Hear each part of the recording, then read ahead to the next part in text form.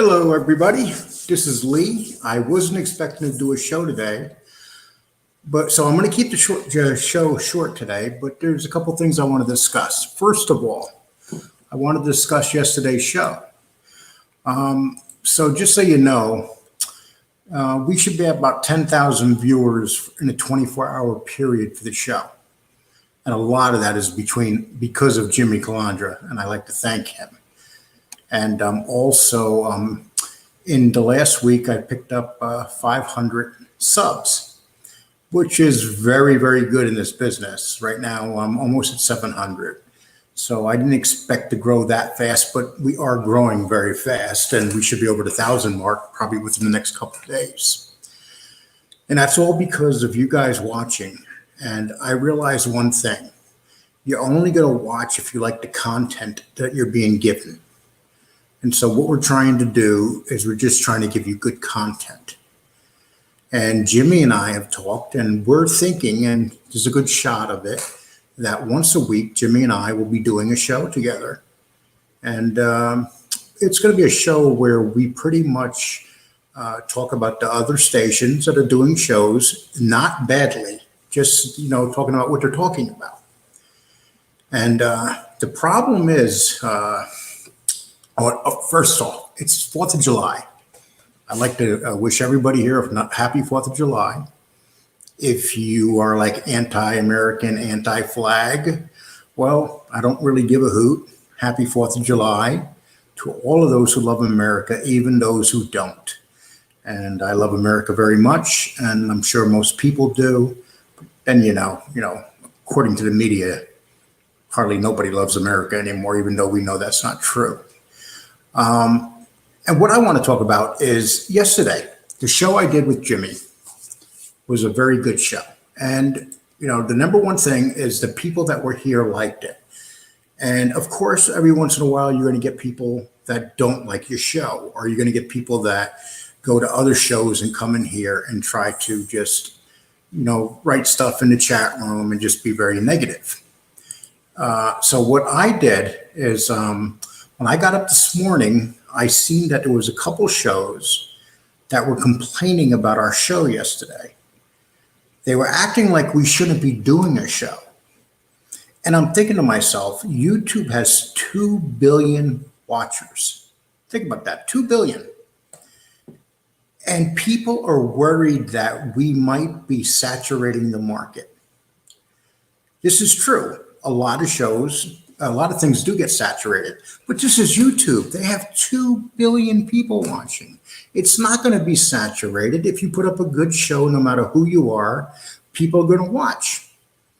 And that's just a fact. And I just like to say hi to, let's see who we have here. We have Ferguson. I don't want to use the first part of your name because, turd fart face. That's kind of a, you should really consider changing that name, but if it's what you like, God bless you.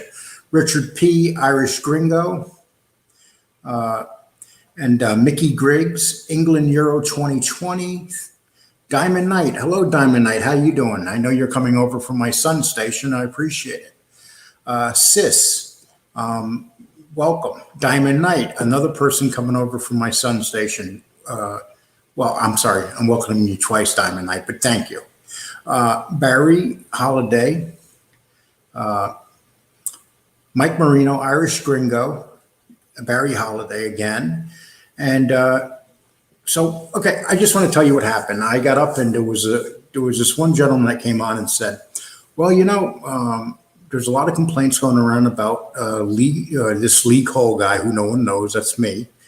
And about Jimmy Calandra, who a lot of people know. And it's unfortunate because all we did was have a show. Sure, we say things about Johnny A-Light, but everybody says things about Johnny A-Light, and people will say stuff about us. But, 90%, 95% of the people yesterday that left reviews on this show, all were very positive, and they liked the show. The give and go between Jimmy and I felt very natural. And so I like to say to those people that don't like the fact that we have a show, that's too bad. So what I would suggest to you is you go work on your show and make sure that you can get it to the same level to compete with people that put up good shows.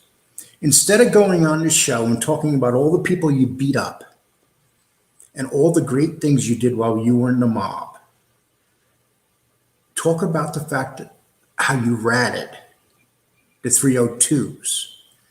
Talk about how you just turned people in left and right and how you became a rat. Instead of talking about all this great thing, all the great stuff you did back in your day, talk about the part that matters. And that's the difference between most of these guys and Jimmy Calandra. Jimmy Calandra talks about it, he put it to rest, and he did it the right way. But you have these other guys pretending that they didn't, you have one guy, John Alight, that literally ratted on 200 people.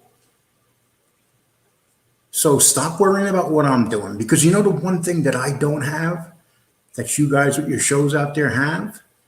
I have no 302. I've had trouble with the law. You'll never hear about me ratting on nobody.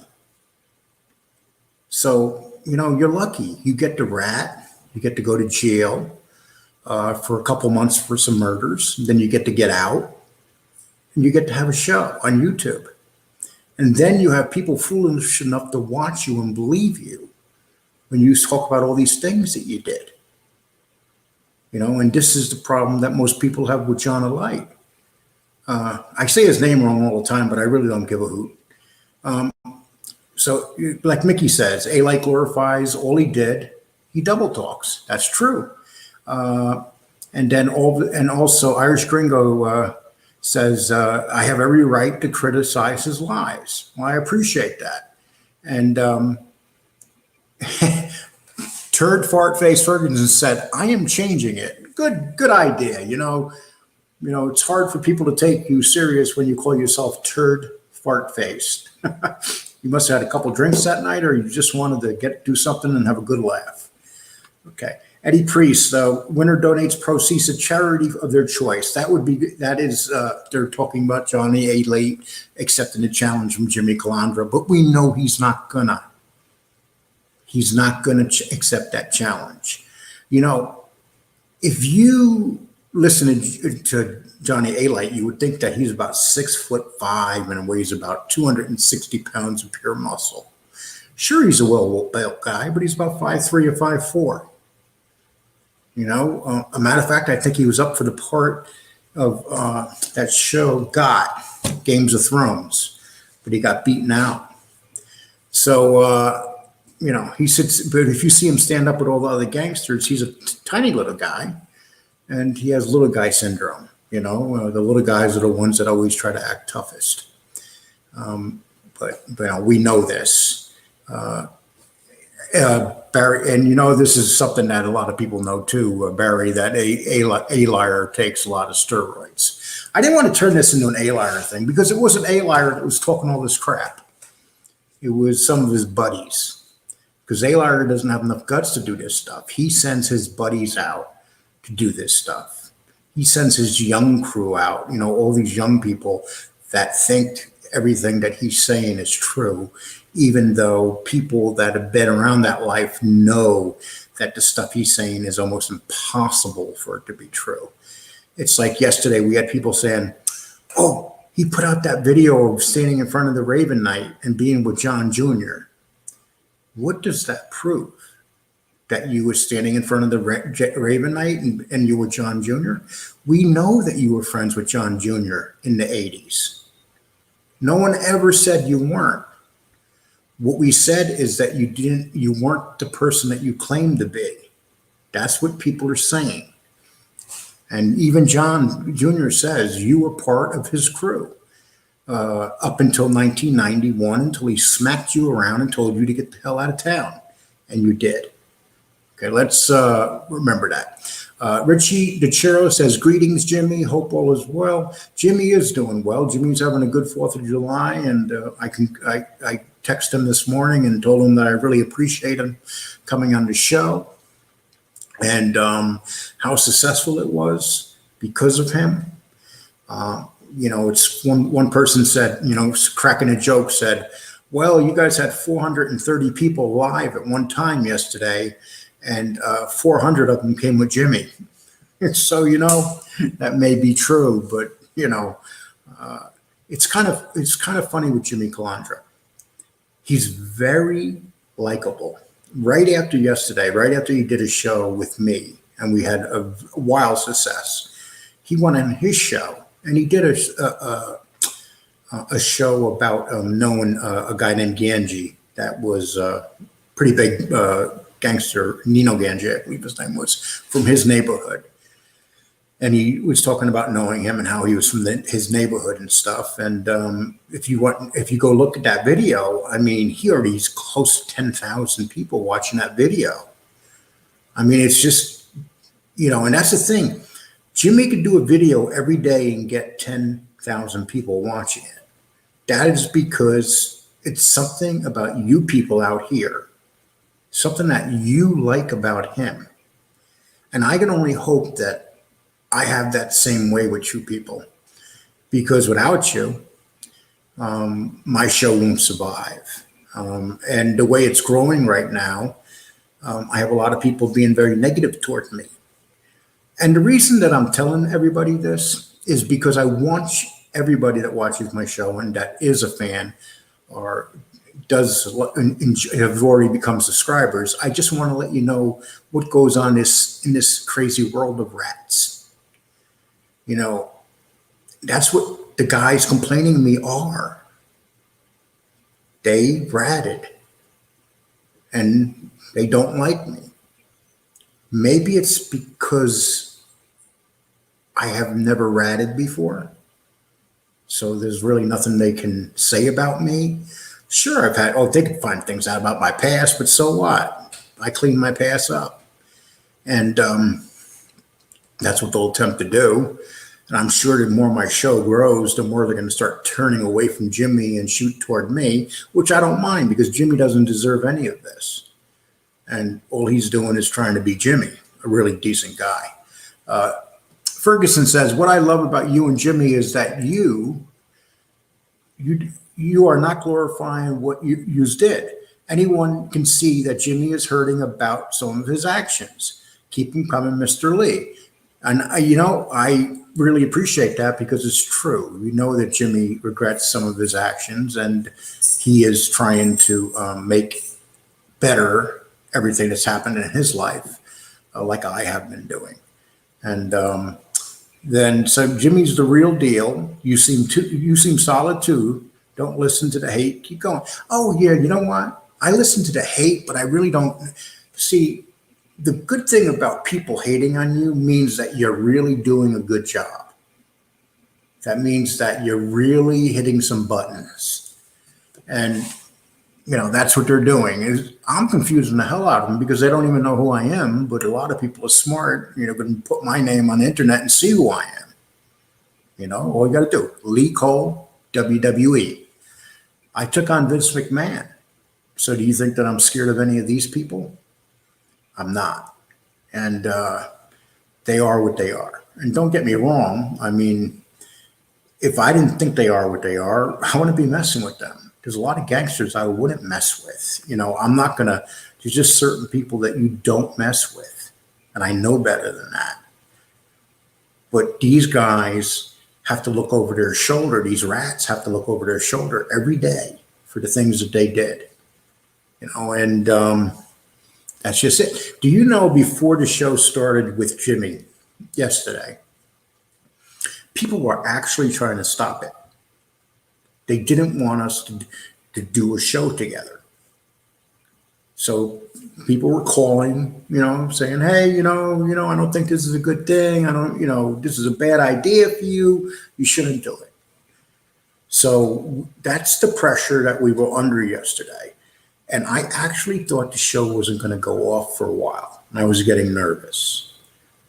But being Jimmy's a real man, he didn't listen to people. And the people that were trying to tell him are people that everybody knows. So So I'm guessing what happened is Johnny A-Light was calling around saying, look, these guys are being really hard on me. Can you stop it? This really has to stop because it's getting out of control. I mean, the way they're attacking me. But you know what? I could say to him, if there wasn't so much to attack you on, we wouldn't be attacking you. Basically, why don't you just get on the air and apologize to the people that you've attacked and apologize for the way you're carrying yourself, and then everybody will leave you alone. If you are the one person, not just you, it's some of your minions that hang around with you too. If you guys are continuously being attacked and so disliked, there's a reason for it. You don't see that, that could change with me, what the hell, I might have 30 people hate my guts, but that's not going to change with Jimmy because people see what kind of character he has. Mickey Grigg says, for A-Liar to have known all the made men he claims to know, he would have had to be 105 years old. He met Al Capone. No, he made Al Capone. As a matter of fact, he was in the room, and he's the one that lit the paper on fire in the middle of his hands. You didn't know that, Mickey? But anyway, James says, how many new subscribers since Calandra streams? About 120, 130. I got a lot. And if you understand how this goes, getting 130 in a 24-hour period is a huge amount of subscribers. I mean, I'm literally going to hit 700 today. I'll probably hit 800 by tomorrow. And you know what? Your goal as a YouTube person, if you're going to put a lot of time into it and stuff, of course you're going to want to make money. It becomes like a job. And I've been putting a lot of time in. And I've been doing a lot of branding and stuff. And the reality is, once you get to 1,000, you start getting monetized. But in the beginning, you don't really make money. You don't make money until you get to about 10,000 subscribers with commercials and stuff. What you make money off is your Patreon. And that's why if you go to stations like, say, Johnny A-Light, you'll see him always talking about his Patreon and always talking about buying his baseball bats, because that's where he makes his money. And when you're a newer show, you don't make good money on commercials. You have to literally be at about 10,000 people to start making decent money with commercials. They'll start playing commercials with you in the beginning when you're at 1,000, but it's pennies. I mean, it's really not much.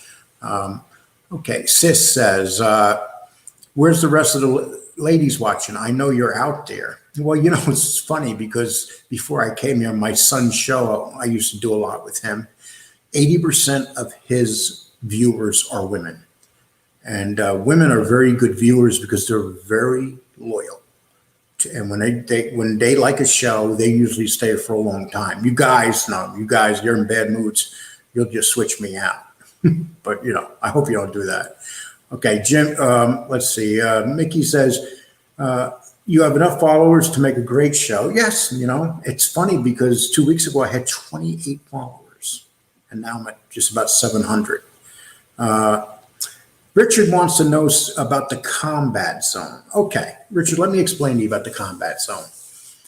The combat zone was part of Boston, and I spoke about this before. It was a very rough area. For you, those of you that live in New York, and you remember the Times Square of the 70s and early 80s, that was like the combat zone. And when I spent 2 years working there for a gentleman named Teddy Venus. And Teddy Venus was the boss of the combat zone. Him and his brother ran the combat zone. And for some reason, well, I know the reason why he took a liking to me. And that's a whole story in itself that I really don't want to discuss right now. But, he did take a liking to me, and he groomed me for working and watching his back, collecting his money from the bars, because he had about 16 peep shows that he owned and topless bars. He explained to me how to let the girls on and off stage. He explained to me when to put the prettiest girls on stage. Like, I'll give you an example. The combat zone got very busy on Friday and Saturday nights, and during rush hour, when the guys were coming home from work, to go home to their wives, they would stop and go to what they would call a titty bar back then, and they would go to the bars. And I was taught that whenever it got busy, you would take the prettiest girls and you put them up on stage, and because that's the ones that the people wanted to see. And there were certain girls I remember there. I remember this one girl. She used to drive a beautiful vet, and when she worked in the square, she worked a couple days a week, and she would work 12-hour shifts, and she would come and make several $100s every day, and we'd only see her twice a week. And she controlled her own life. The problem was with the girls that worked in the combat zone, a lot of them were controlled by pimps.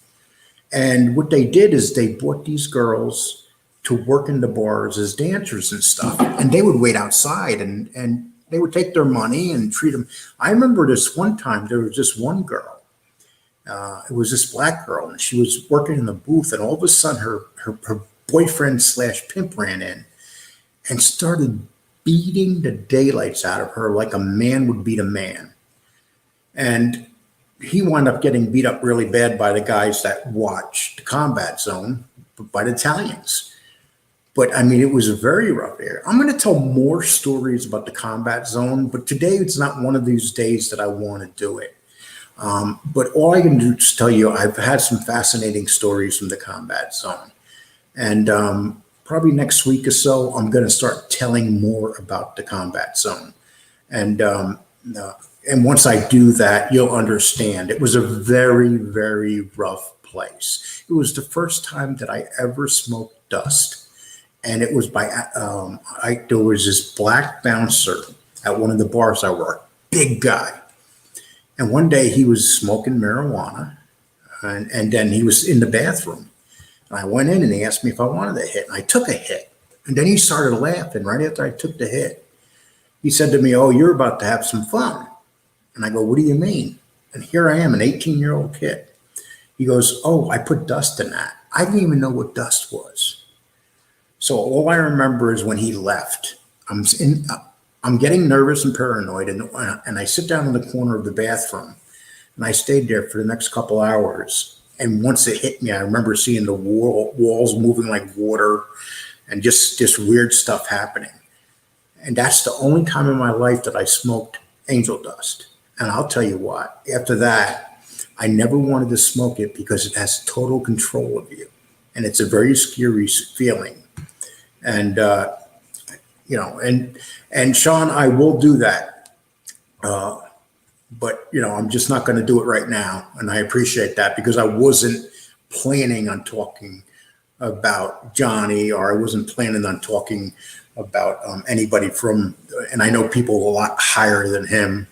I knew Whitey Bulger, and I met him a couple times that were just as bad, if not worse than he was, even though he was very bad. And as you know, Sean, it's quite obvious that just by the names you're saying, it's obvious that you're very familiar with the combat zone. And you're from Brockton, okay? Because back then they had the Sixes and they had the Boston Bunnies, and so you probably know the names of all the places that they had there. So it's an amazing thing. Irish Gringo, I'm sure you'll be okay, sis. Yeah. And Jimmy Knott says that shit makes you crazy. Yes, dust does make you crazy. I mean, and Johnny Montaro confessed to 20 murders and he is out free. Think about that. See, this is the problem with, turning, the government lets these people out for free.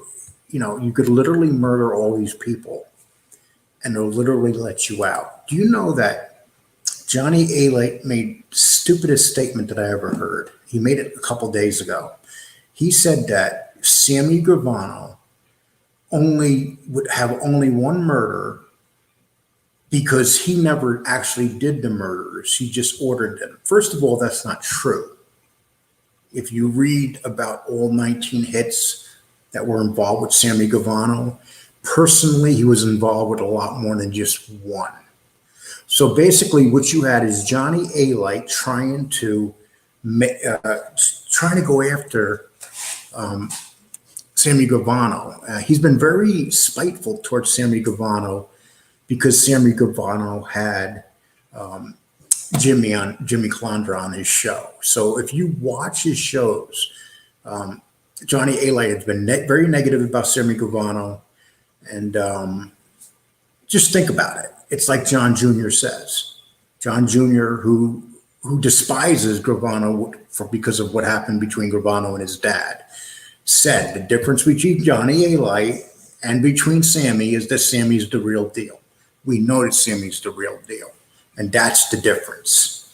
And we have to remember that. And Johnny Knapp says he wants attention, and you're falling into his trap. No, I'm not falling into his trap. I'm letting people know exactly this is not good attention for him. Let me tell you how I know it's not good attention for him. Look at his views. They have gone down tremendously compared to what they used to be. When it used to be him with Gene, they used to have their show used to do great. And then Gene went out and got crazy, threatened his ex-father-in-law, I believe it was, and over a picture that his wife wouldn't let him see, and then her husband. And then Gene has not even, part of his probation said that he cannot even come on and do a show. That they literally took his show away from him, which kind of sucks because Gene was making a show and he was doing well. So you would figure that they would want him to do well. They would want him to make money so he doesn't go back to the life that he knows. So I disagree that the government can just step in and take your YouTube show away from you. I think that pretty much sucks. You know, YouTube is actually a break for people to work. Let's think about it this way. If these guys, these rats that are getting YouTube shows, and they're pretty popular, what would they be doing if they didn't have their YouTube show?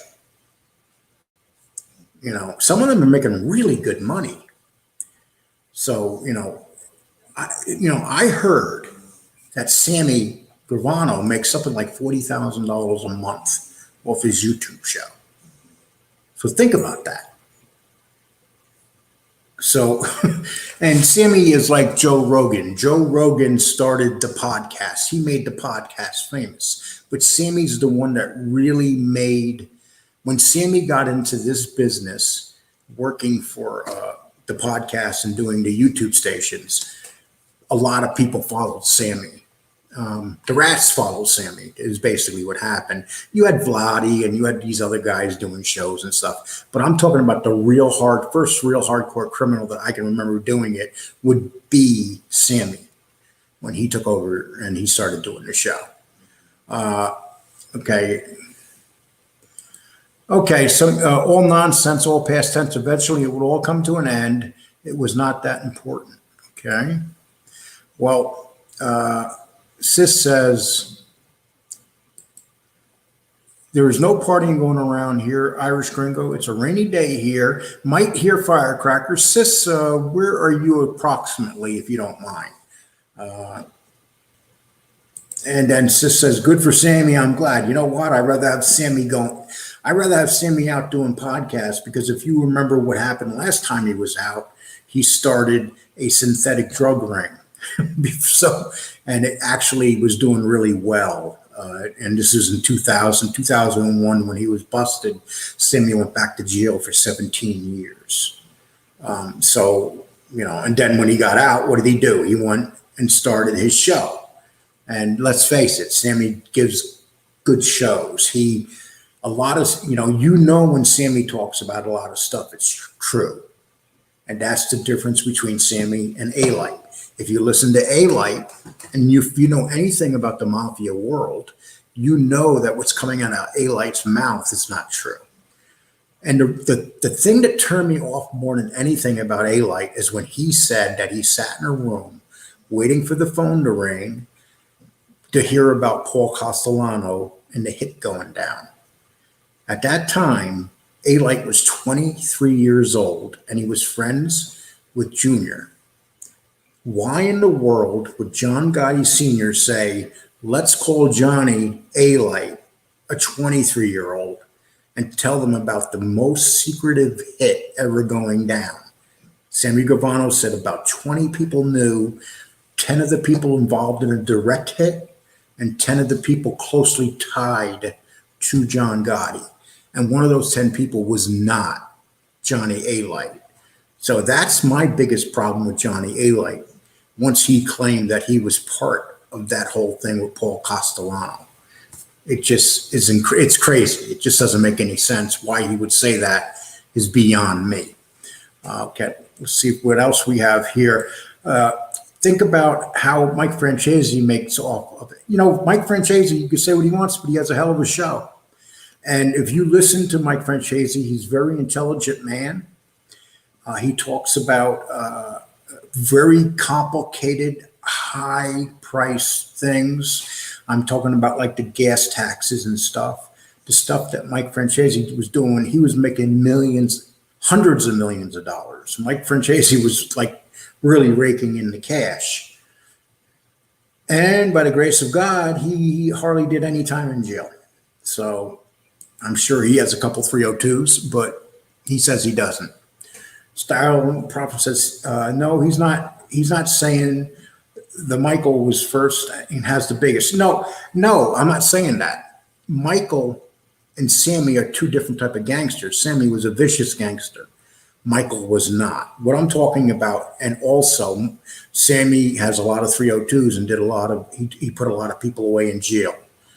Mike did not. And they're two different types of gangsters. You can't even compare them. You know, one of them you could definitely hang out with. The other one you'd have to think twice about hanging out with. That's what I'm trying to say. And yes, Michael Francesi did do it before Sammy, but it's a totally different type of show. And I hope you understand what I mean there. And I'm not questioning what you're saying. But if you watch Mike Francesi's show, it's a very complex show and it's a very well done show. It's not done from the basement, dark and dingy. I mean, there's a lot of money put behind Mike Francesi. Very well thought out show. I can't even consider him anything like the way Sammy is. They're not even close to being anything like each other. Sis says, and Sammy is often hilarious. I think he doesn't even realize it at times. I like Michael Francesi's channel too. Yeah, Sammy, from what I understand in person, is a funny man too. But I guess he's a funny man unless he's your enemy. Then he's not a funny man. So Richie says, it's ridiculous. I laughed so hard when I heard that. No way they would let Elite know about that. That info would be treated like classified info. Yes, Richie, that would be actually treated like top secret government. It would be treated better than top secret government stuff. The Castellano hit.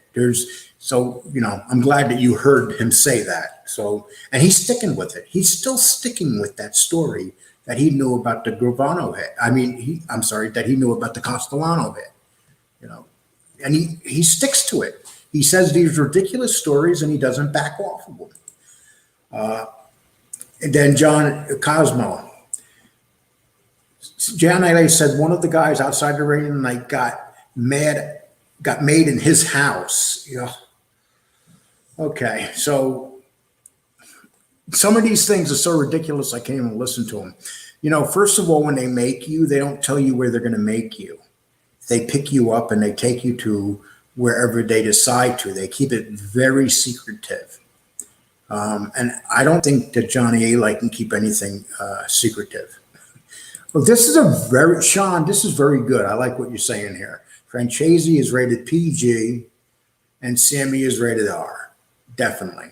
I mean, that you can't say it better than that. That's pretty accurate. And thank you, Sean, for saying that. Okay, Cosmo, Michael Francesi channel is good because it's diverse. Yes. It addresses different topics. Yes. You know, I'll give you an example. It also addresses politics. And, you know, little things like that. I've never heard Sammy talk about politics, but Michael Francesi does. As a matter of fact, he had a really good show. He was talking about Donald Trump, and he was saying, he said, I'm going to tell you whether Trump was connected because they had something going. And his conclusion was that Trump wasn't connected at all. that Trump had to deal with the mafia because he was a builder. So if you're building a building in New York and you wanted some cement done, put down, or even some garbage picked up back in the 80s, you had to deal with the mob. That's all there was to it. I was reading a thing where back in the 80s, the mob, they had this city, they had everything in the garbage industry sewed up in the city.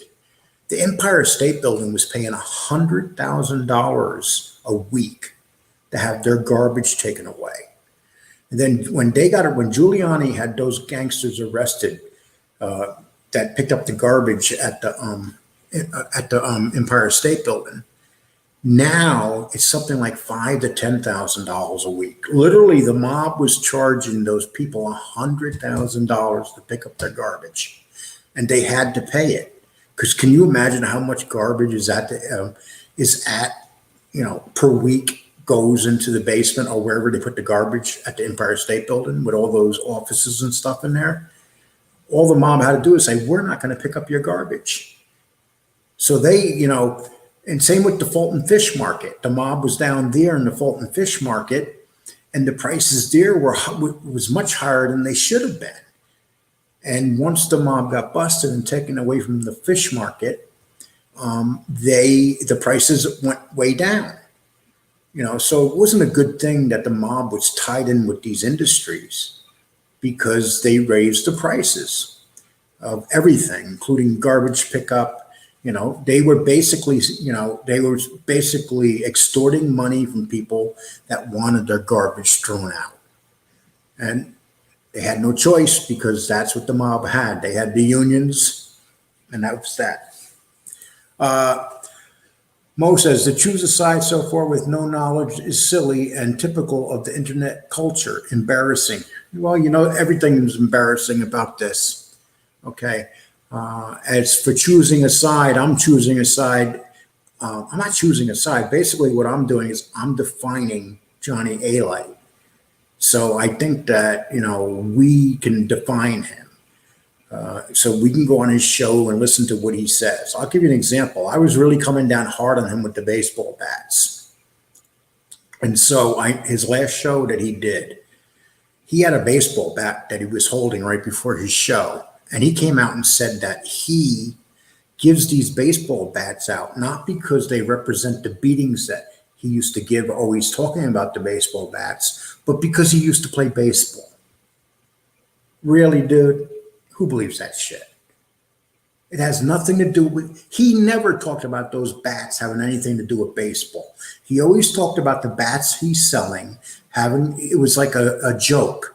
It was like a joke. I used to beat people with baseball bats. He said basically he used the word batted. So he was selling baseball bats based on what he was doing with violence. It had nothing to do with him playing baseball at the University of Tampa, I believe it was. And if you listen to him, he says how smart he is, but I can tell you one thing, he's not nearly as smart as Jimmy Calandra. Trump the garbage man. I didn't even know the garbage man. I might have had my pic taken with him, though. Okay. M says, I hope that's true that Alight's views are tumbling. Yes, they are. I have checked out his views and his previous amount that he used to do. Another thing, too, if you look at Johnny A-Light, he's lazy. And let me tell you how you know he's lazy. Because if you have a YouTube station that's making you money, you'd be doing a video every day, and you'd be putting their videos out. And he only does a video once or twice a week. So a real hustler would be out there be hustling those shows at least 5, 6 days a week. But you know what that means? That means you have to work hard. You have to, people don't realize when you do a YouTube station, there's a lot of work involved. It is real work. It's like you literally got to put in 40-hour weeks. If you have a successful show, you have to put in a full 40-hour week to keep your show successful. I'll give you an example. Like when I do my shows, I have to do the YouTube. I have to go to Canva, and I got to make the thumbnails for YouTube. And you got to make good thumbnails, and then you have to figure out what you're going to write. You got to understand, you got to work with other companies to build yourself up in the ratings. And there's so many things behind a YouTube station. And if you're going to have a successful YouTube station, you have to be prepared to work. If you're not prepared to work, you're not going to have a successful YouTube station. And I think I'll give you an example. This is the difference between Jimmy Calandra and Johnny A-Light. When Johnny A-Light came out, he got into this business. He had money backing him up. So he came out to a studio. So he had a studio someplace that was already made with him. He had the best equipment. Look at this. This is not the best equipment. I'm using my computer. You don't see no mic in front of me. My goal is to get those things so I can make my show better. But that would be through my Patreon. That would be through whoever decides to help me support my show or comes on and says, I want to join your show, and they would get perks. And that's what I would have to do. I have to build. That's another thing you have to do if you have a successful station. You got to do a patronage, and you got to do all sorts of stuff. Johnny A-Light doesn't do this stuff. He has people working for him that does this stuff. Sammy Gavano has people working for him that does this stuff because there's big money behind Sammy Gavano. If Sammy Gavano is making $40,000 a month, let's say, you're damn straight he's going to go out and have people running everything behind the scenes. If this show that I have got really popular, like Sammy's, let's say, or say Jimmy Calandra show got really popular like Sammy's, we would have to go out and hire people in the background. You have to hire someone to do your taxes, because what happens with YouTube, if you do not pay your taxes and the IRS tells YouTube that the taxes have not been paid on the money, YouTube will shut you down. As soon as they get that notice from the IRS that you have not paid your taxes, YouTube shuts you down. So you have to get an accountant if you have a successful YouTube page. So these are all things that Johnny A-Light had behind him. This guy that wrote those books when he was coming out, he's probably behind it. And then there's other people behind him. And so they're guaranteed a certain percentage of his money coming off of what he does with the YouTube. And that's the amazing thing about YouTube. YouTube is a business. You better be ready to pay your taxes, because if you don't pay your taxes, and I'll guarantee you, this is what you're going to hear. You're going to hear about people going to jail for not paying their taxes under YouTube. It's like when my son's station started becoming popular, I told my son, you have to pay your taxes. I said to him, pay them quarterly, take them out, put the money to the side, and pay your taxes. If you don't pay your taxes, YouTube's going to shut your station down. And there's a chance you might go to jail for not paying taxes. So these are things involved. If anybody is thinking about getting a YouTube station and you don't know much about it, this is one of the things that people need to talk about and you have to be ready to do if you get a YouTube station. There's a lot of stuff behind it. It's very complex. And the people that understand it the most are the ones that make it in this business. And I find the best way to learn is to go onto YouTube and watch the videos that people with successful stations have. There's this one girl named Catherine Manning. She started with nothing, and probably 3-4 years ago. And then there's another show called Foreigner Joe. He lives in Thailand. And they started with nothing when they started their shows. And they do videos about what you're supposed to do with your shows once you become successful, taxes, how you can make your show more popular. Instead of spending a lot of money for people to tell you this stuff, go find it out yourself. Go to Catherine Manning. She's wonderful. And her show is, she'll tell you all about taxes. She'll tell you about what to do to make your show more popular. And that's the person that you go to. And, it's kind of funny that I'm talking about this right now, but I always wanted to be able to do that. If I can help somebody that's starting a station and they're not sure how to start the station, feel free to ask me. Send me, you can go to my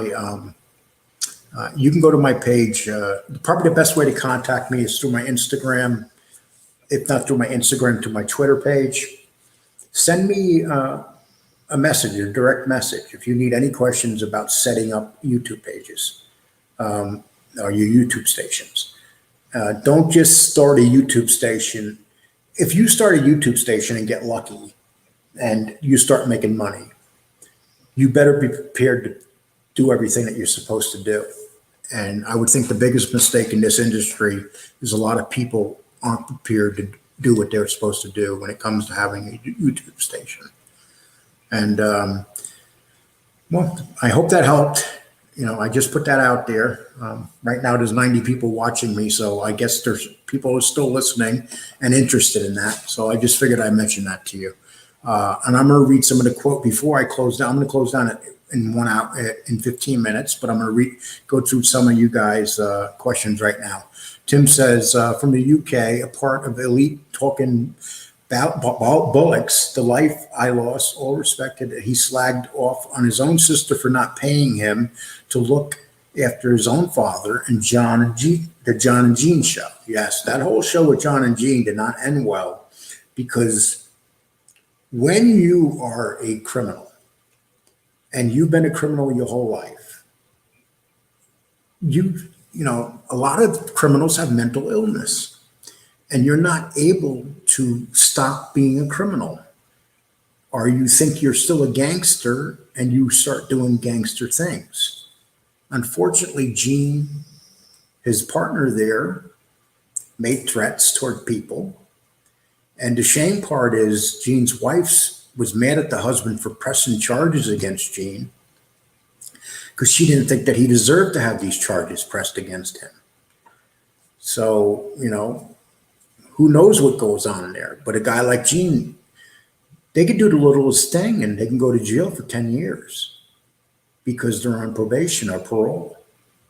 And so just think about Gene. The judge said to Gene, you can't have your station no more. That's it. And you know what they got him on? They said that he was glorifying Mafia life. That's what the judge said. And the judge says, I order you not to have a station anymore.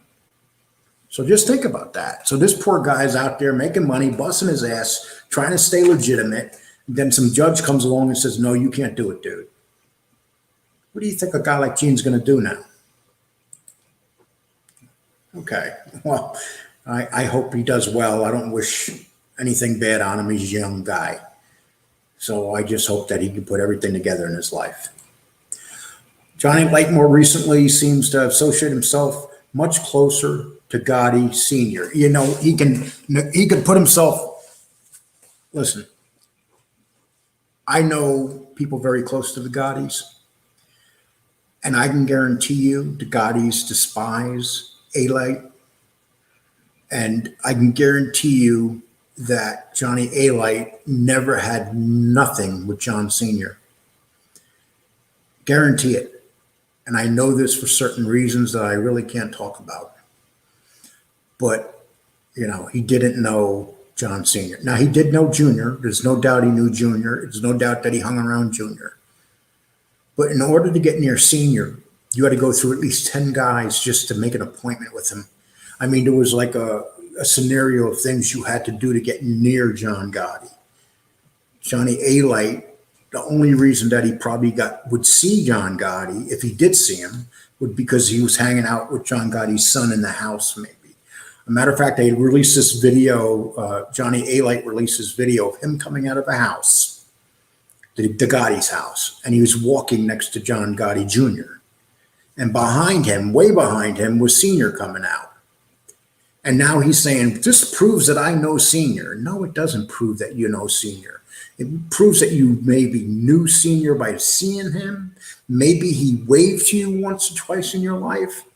But I know that the top complaint back in the 80s and the early 90s was people John Sr. did not like who John Jr. was associating with. And this used to be a big argument. They did not, between father and son, because and the Italians, they didn't like who John Jr. was hanging out with. They didn't like the fact that a lot of them were not Italians, and they basically told John. They told John Jr., your downfall is going to be hanging out with these guys that are not Italian. And you know what? They were right. Okay, and that's what it comes down to. And I'm not going to glorify John Jr. John Jr. did some silly shit. And one of the things that he did was associate with people like Johnny A-Light, and he brought those people close to him. So that's on him. But John Sr. had nothing to do with Johnny A-Light, not a damn thing. Crystal says, it's a joke, Johnny A-Liar, trying to make money off baseball bats that he says he beat people up with. What kind of positive? Yes, Crystal. And then his last show a couple days ago, he says, I didn't mean it like that. I have these baseball bats because I used to be baseball player, and I was going to be supposedly a major league team was going to sign him or did sign him. But then with Johnny A-Light, you got to remember, you never know what's true. Richard says, not for nothing, I love most of these guys, but I would never spend one dime on them. God bless them, though. You know something? I can understand that. So, Richard, this means when I have my patronage page, I can't get a dime out of you? I'm just joking. But anyway, now I got Paul Masanti here. Paulie Masanti. Okay. It's kind of funny. Paulie and I, when I did my very first show, Paulie kind of busted my chops because I was getting on Jimmy Calandria's case. And Paulie turned out to be right because he said I wasn't being fair to Jimmy Calandra, and I got to know him. And you know what I really noticed about Jimmy? Whenever I was saying something negative about Jimmy, a whole lot of people attacked me. Not many people attack me when I say anything negative about anything else. But if I say something negative about Jimmy Calandria, I get attacked. And not because they're being goons for him, because they like him, because they think that Jimmy is a very decent man. That's a pretty amazing thing when you think about it. And Paulie, you probably remember when that whole thing went down. That was just about 10 days ago, Paulie. You know, when that went down, I had 28 subscribers. I'm glad I listened to you, Paulie. So thank you. Okay, Sean says, okay,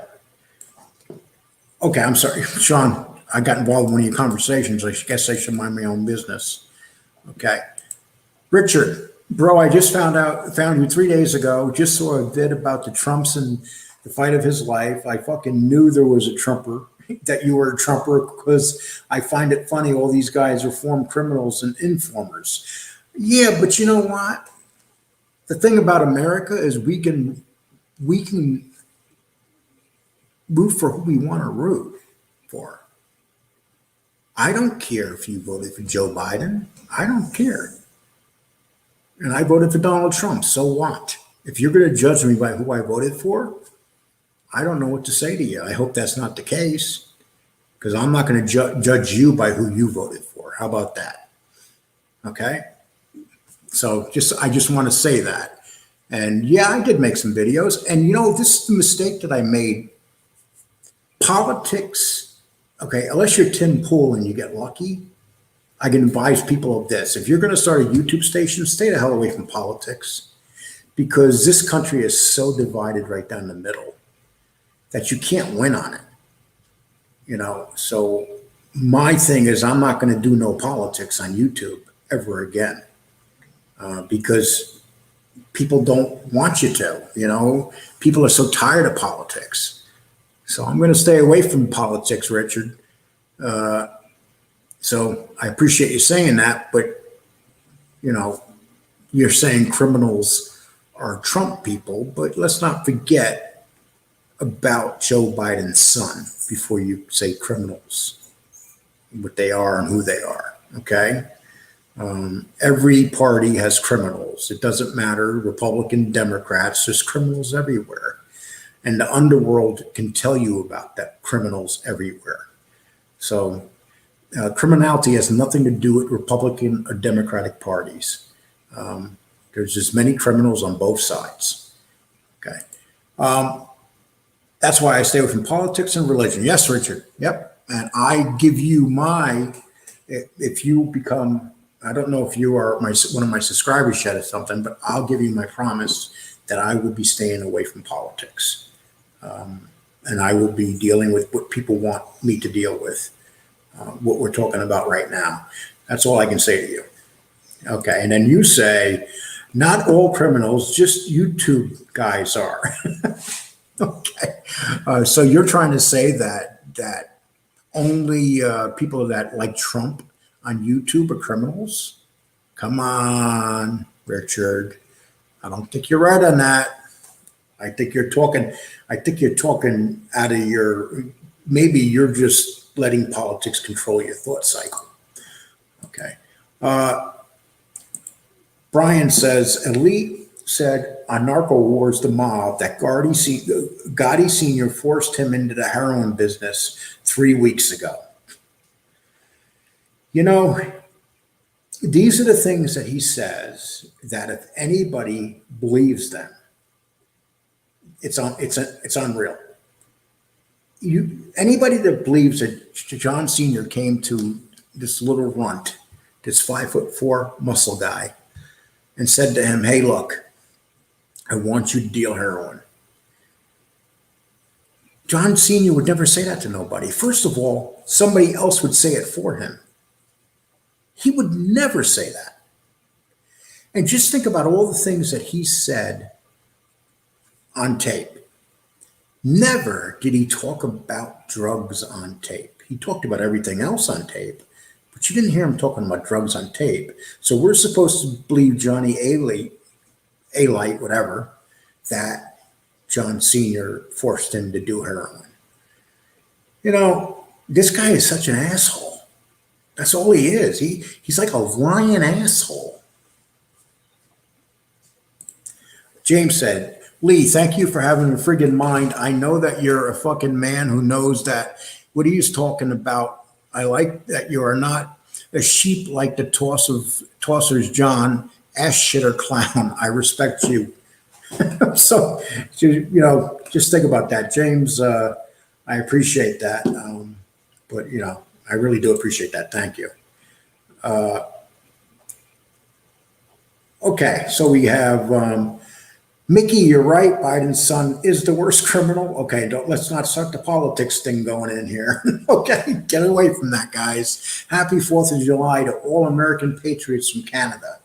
Yeah, you guys are having a lot of trouble up there in Canada with your lockdown, from what I understand. I hope that kind of straightens itself out. But, you know, sometimes I really wish I could go to Canada, but they won't even let you cross the border right now. I would just love to go up to Canada. Johnny Murch says John's a liar. He was Gotti Jr.'s best man at his wedding. Yes, he was the best man at his wedding. Once again, he was in the wedding party. Once again, nobody's saying that Johnny A-Light was not a friend of John Gotti Jr.'s. He was in the 80s. But what happened is when he started dealing heroin, John Jr. smacked him around and sent him away because the older guys were getting pissed about it. That's what happened. That's the fact. And whether John Jr. had anything to do with it, I don't know. But when he got an order to get Johnny A-Light out of the picture, he listened. And he smacked him up and sent him running away. He ran away with his tail between his legs. He didn't run away like a man. And there's no doubt Johnny A-Light murdered people. Johnny A-Light murdered people to benefit his drug business. And then he went on and said that he murdered people at the directions of John Gotti Jr. And what it came down to is 4 other people came forward and testified that Johnny A-Light was lying. And the jury did not believe Johnny A-Light. None of them on the jury believed him. The best thing that happened to John Gotti was that Johnny A-Light testified against him. He was so unbelievable. And even the jury foreman came out in the last trial, and they said that the number one thing that why they voted for Junior was the fact that they did not believe a word that Johnny Alite said on the stand. Johnny Alite was so bad on the stand that they never brought him back in any other trial, despite the fact that he snitched on 200 people. So, that's something to think about right there. Richard, happy 4th from San Antonio, Texas Military City, U.S. sends blessings. Rick, you know what, Richard, bless you and thank you for serving. And I'm not sure if you're serving and stuff, but I appreciate you bringing that up. Thank you very much. Brian, I have to go cook dinner. My wife is disabled. I take care of her 24/7. I'll be watching Lee. Thanks for great contents. Brian, thank you. And bless your wife. And I really have respect for you taking care of your wife. Because this person that I'm with, we have a weird relationship. But she said that if she ever got disabled, I'd probably leave her. But, who knows? Okay.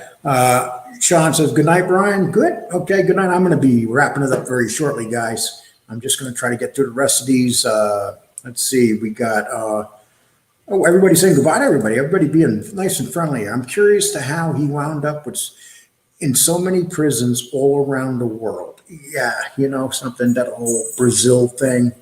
I'm not going to get into that right now, but somebody else is about to. The way he talks about Brazil, it's a lot of things that only he knows. Now he's trying to say that, that show Locked Up Abroad? He's trying to say that they're going to do a show on him, Locked Up Abroad. I will bet you a dime to a dollar that doesn't happen. I can't picture. I don't even know if that show's still actually doing shows. I look for new shows from that show all the time. I haven't seen a new show from there in a couple of years. So Locked Up Abroad, maybe, I don't know, maybe Johnny Alite's starting his own production company and starting the show back up. Let's see. Wasn't he in Brazil with a shank up his arse? Okay. Let me tell you something. If Tiny Alite was in Brazil and he was in a real lockup and everything, I can only imagine the things they made that guy do. They do not like gringos in Brazil at all. If you're a gringo and you go to Brazil, that's not pretty. And there's no such thing as protective custody in Brazil because the prisoners run those jails. There's no place you can hide in those prisons. They will get to you in protective custody. Who killed Joe Gallo? Wow, that's an amazing question. Joe Gallo, as we know, Joey Gallo was killed in a very famous restaurant. And when he was shot, he ran outside, dropped dead in the street. He was killed by the Mafia heads because Joe Gallo had a lot. He was very common with Junior. He was hanging out with a lot of non-Italians, and it was really pissing the old Italians off. And that's why they killed him. And plus, he was nuts. They were scared of Joe Gallo. Joe Gallo was a badass Joe Gallo. And let's get that in there. You're right, Richard. And servicewomen. You heard about Trump's limousine? No, I have not. So if that's something new, I have not heard nothing about it. I'll be honest with you. I don't even watch politics no more. I'm so disgusted. I'm just disgusted with everything right now. Right now it's like everybody for themselves. That's what it feels like. Everybody for themselves. And that's just it. Lee, have you ever asked Johnny about what his batting average was? He was a pitcher. He claims to be a pitcher. So that's another thing. Why the hell is he selling baseball bats if he was a pitcher? We all know why he was selling the baseball bats. He was selling the baseball bats because he was making fun of the fact that he used to beat people up with baseball bats, so he claims. Okay. Kelly says, I saw a video yesterday. They pieced together all different interviews and different counts Johnny Alite gave of how many people he killed. It was pretty funny. Yes, it was. Johnny Alite's killed anywhere from 2 to 1,000 people. It depends. No one knows how many people. From what I understand, my belief is that he killed one drug dealer, and it was over drugs, and it had nothing to do with mafia business. And that's just my belief. But I might be wrong. But, only John Alite knows the true story, the true reason behind that. That's right, bro. Good history. Crazy Joe employed black people. I don't know about employed them. They were using each other. The blacks were using him to get a certain amount of business, and he was using the blacks to get a certain amount of business in their neighborhood. Yes, Bay 8 said they killed Joe Gallo for Joe Colombo hit. Yep, Joe Colombo, he was doing this. He wasn't assassinated. He was shot, Joe Colombo, and he was in a coma for a long time. And they believe that Joey Gallo was behind that. A matter of fact, the man that shot Joe Colombo was a black man, and they killed him right after he shot Joe Colombo.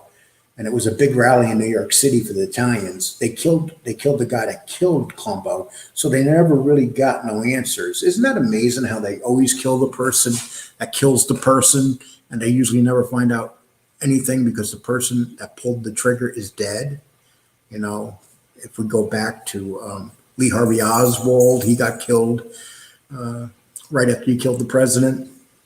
So they can never find nothing out there either. So it's just pretty amazing how that stuff happens. Richard, it's good to see you hanging around, my Democratic friend. Okay. Nobody talks about the old school bosses being fucking racist to all hell. Oh my God, you're not joking, man. Racism in this country is kind of pathetic. But now it's, but that's all races are racist, not just one color. And that's the joke that people try to say that, well, if you're one color, you can't. That's BS. You could be racist if you're black, white, or brown, or whatever you are. You could be a racist. There's no such thing as somebody not being a racist. And Sammy the Bull talked about Gallo hit, but he didn't mention who the shooter was. That is because Johnny Alite was the shooter, from what I understand. Matter of fact, he also waited by the phone. He was the shooter, and he waited by the phone. People forget that. Okay, Crazy Joe had Jerome Johnson kill Joe Colombo. Okay, so Sean, you're up on your stuff. Thanks for that information. Love information like that. Listen, guys, I've been on for 1 hour and 7 minutes. I really appreciate everybody that showed up. Richard, make sure you are. I'm sorry. That's how much I know about YouTube. I can't even remember some of the things to say, but please, I hope that you're a part of my show and that you signed up already, or just hit that little button of like also. But I'd like to thank everybody for being here. And Scott, just real quick, Lee, when are you going to be interviewed so we can? Okay, Lee, when are you going to be interviewed so we can hear about you? I like your show. Peace. Well, you know something? I would be interviewed on the right show. I've been interviewed. If you go to, I've had a lot of interviews. I was interviewed right after my brother committed suicide. I was on a lot of shows and I got a lot of interviews, and that was based on my brother's death. So if you went to Monty and the Pharaoh or Boston Wrestling, those shows, if you put Lee Cole, Vince McMahon, put it Lee Cole, WWE into Google, it will come up all over the place. I've done tons of interviews. I've done them live interviews, and you'll definitely be able to see anything that I've done. And then you'll understand where I'm coming from and why people like this don't bother me. When you deal with Vince McMahon's the biggest gangster going. Vince McMahon is behind murders. Vince McMahon's behind everything you could think about. And he's gotten away for years, from child molestation to little kids in his corporation. Horrible things that Vince McMahon has gotten away with. So if you want to read up any of my stuff on that, and right now I'm writing a book on it about the WWE. And when that comes out, I will definitely let you know. But that's a real gangster. If you want to meet a real gangster, Vince McMahon's a real gangster. Okay. Okay. Well, everybody, thank you tonight. Just so you do know, I will, if you go into my library, I do have a couple shows I did on Vince McMahon. And then if you go on the internet, you'll find a bunch of shows on Vince McMahon. So just so you know. And you guys take care. I appreciate everybody that's here tonight. And thank you very much. And I'm going to have a lot of shows coming out. Jimmy and I are talking about doing our show once a week, just me and him together. And once that happens, I will let everybody know.